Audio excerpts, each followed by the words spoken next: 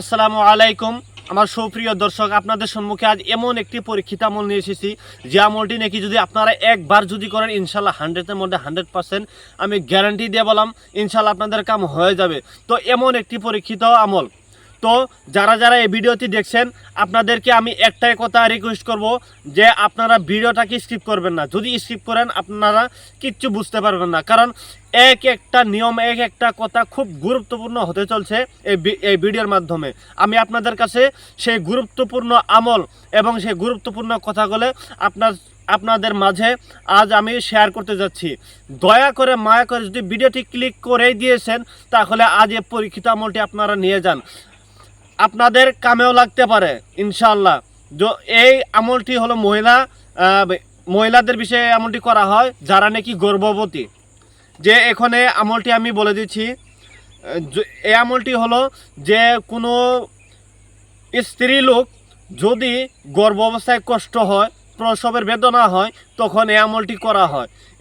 এই আমলটি করলে আর অতি দ্রুত অতি তাড়াতাড়ি সন্তান ভূমিষ্ঠ হয়ে যায়। তো আমি যে নিয়মগুলো বলবো আপনারা ভিডিও স্কিপ না করে নিয়মগুলো মনোযোগ দিয়ে শুনে যাবেন, খুবই একটি গুরুত্বপূর্ণ কথা।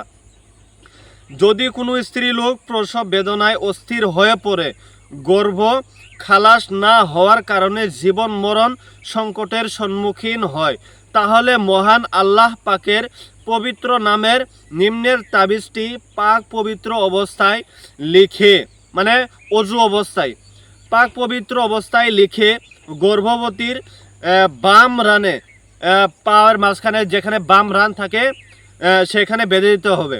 বাম রানে বেঁধে দিবে। আল্লাহর রহমতে ওই স্ত্রী লোকের গর্ভ অতি সত্বর আসানের সাথে খালাস হইয়া যাবে এবং তার সকল ব্যথা বেদনার অবসান হবে।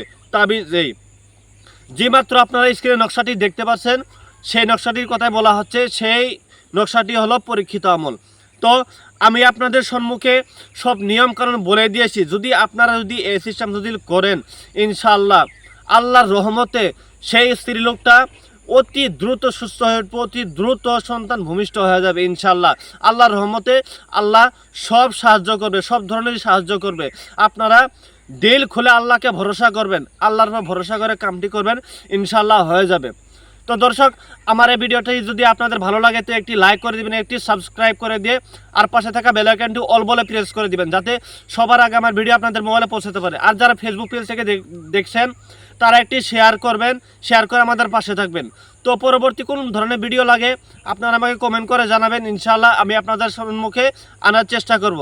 আসসালামু আলাইকুম ওয়া রাহমাতুল্লাহি তাআলা ওয়া বারাকাতুহু।